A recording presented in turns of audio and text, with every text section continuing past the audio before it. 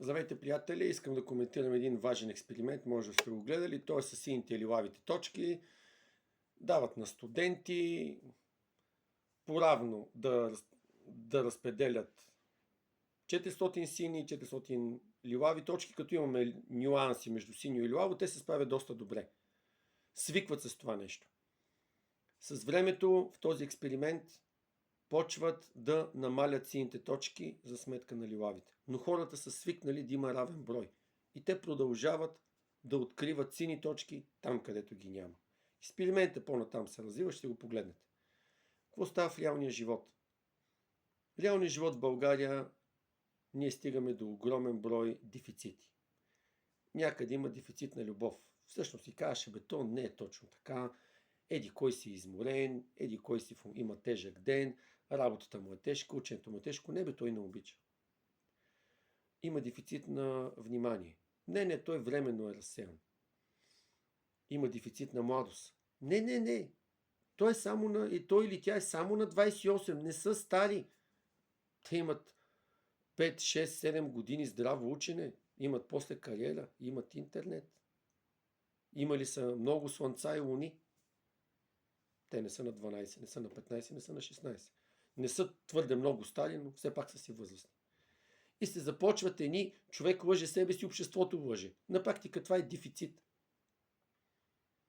И както сините и лилавите точки се променят, за съжаление в нашия живот много пъти хората не могат да повярват, че нещата са по-лоши, отколкото са. Това е реален, медицински, социален, сексуален, икономически, каквото си поискате, това е реален факт. Колкото и да го говориш, колкото и да го въртиш, това е.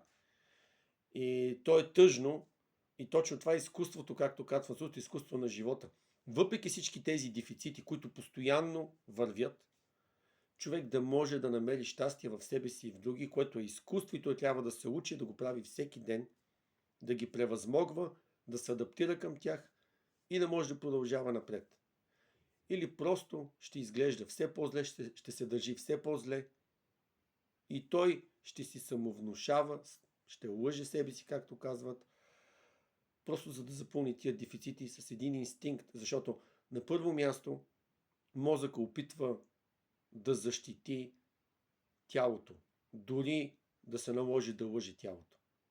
Прави го, за да може да го защити и да го запази по-дълго време. Това е странен парадокс, въпреки че трябва един мозък да помага за адаптацията на човек в един голям променя си разширяващ се свят. В определени ситуации той има състояние на блокаж, в които да го запази, за да не се самоунищожи организма, да не полудее или да не придобие пълен срив, който ще доведе психически срив до срив на хормоните и срив на цялото тяло. Така че бъдете реалисти, но винаги си оставайте илюзии, защото един прекалено реален живот на практика няма смисъл, един прекалено илюзорен живот също няма смисъл, защото той някакси не присъства. Опитайте се да намерите това изкуство между двата свята, за да сте щастливи и да правите другите щастливи, без да ви свири за това. Благодаря ви.